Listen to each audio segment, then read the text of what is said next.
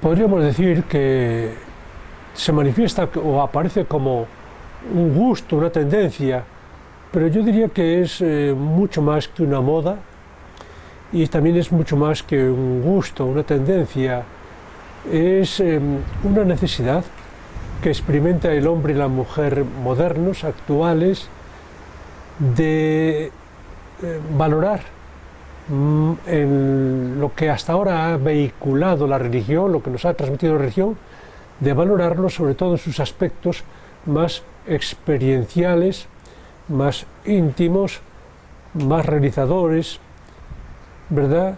Y dejando de lado aquellos aspectos de carácter teórico abstracto que en el fondo son redundantes de concepciones cosmológicas, filosóficas, antropológicas del pasado, no actuales, y que, diríamos así, se plasmaron en los famosos dogmas que tienen todas las religiones y que actualmente no responden a la necesidad y a la dimensión de los seres humanos. Entonces, es esa, por una parte. Y por otra parte, es que la religión, que nacieron en su mayoría, las grandes religiones, nacieron en su mayoría en las sociedades agrarias y con las sociedades agrarias. Al no vivir ya, y cada vez menos, en sociedades agrarias, ni siquiera ya industriales de la primera revolución industrial, estamos ya en la segunda gran revolución industrial, que es fundamentalmente una revolución tecnológica, informática, del conocimiento, etcétera, como la queramos llamar.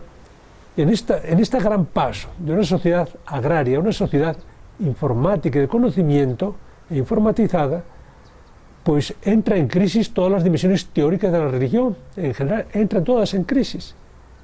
Y entonces es normal que, que los hombres y mujeres buscan esa dimensión que se esconde detrás de ese planteamiento teórico y que es mucho más allá.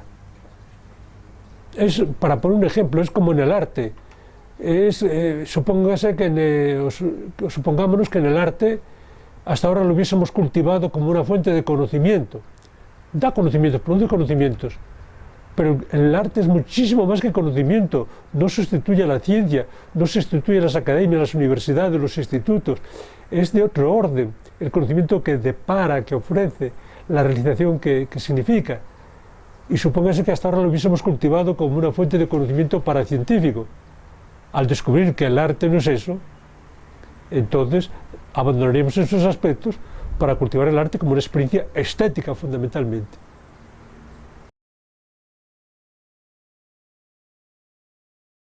La religión históricamente, digamos así, ha nacido o pretende haber nacido de revelaciones divinas realizadas por los dioses, por un dios. Y entonces es el asentimiento, la aceptación, asentimiento de esas verdades. Y vivir una vida conforme a las verdades morales que se desprenden de esa aceptación. Entonces, por más vivencial que sea, siempre en su origen y en su naturaleza y hasta en su función es eminentemente teórica. Es aceptar verdades superiores, supuestamente superiores a las que se descubrían por la ciencia, etc. Mientras que la espiritualidad, por su naturaleza, por su función y en su origen, es eminentemente experiencial. Es la experiencia más grande, más plena y más total que puede hacer el ser humano. Es también la realización plena. Las religiones, de una manera o de otra, posponen la realización del ser humano para después de la otra vida o al final de la vida, en una especie de tiempo extra o fuera de, o más allá de, mientras que la espiritualidad es realización plena y total aquí y ahora.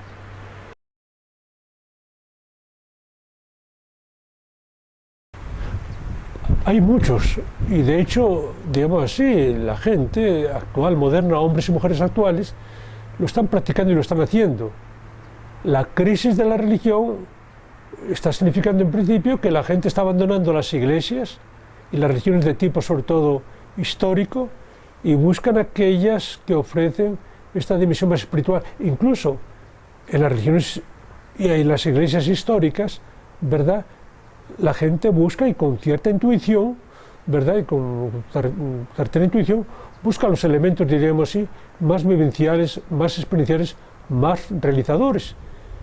Y la gente, por ejemplo, eso va intuyendo y va descubriendo que la espiritualidad es cultivo, es práctica de uno mismo.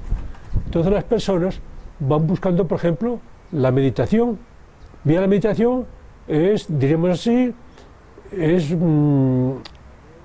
ver que más allá de esta realidad, y sin salirnos de la realidad total, más allá del humano y sin salirnos del humano, por decirlo así, está lo que es pleno y lo que es total, ¿verdad? Que esto lo han tratado de expresar las religiones, e incluso dentro de las religiones se han dado grandes hombres y mujeres espirituales que han descubierto y vivido estas dimensiones, y es lo que la gente va descubriendo, va intuyendo y va cultivando y va practicando. Saben que la religión es más práctica y cultivo de uno mismo que simplemente cumplimiento de normas y de, diríamos así, aceptación de doctrinas y cumplimiento de rutinas. Es mucho más que eso, y la gente lo va haciendo y lo va buscando. Y lo busca personalmente, lo busca en grupos, lo busca en centros donde se ofrecen estos planteamientos, doctrinas de los grandes maestros y mujeres espirituales, y lo va haciendo.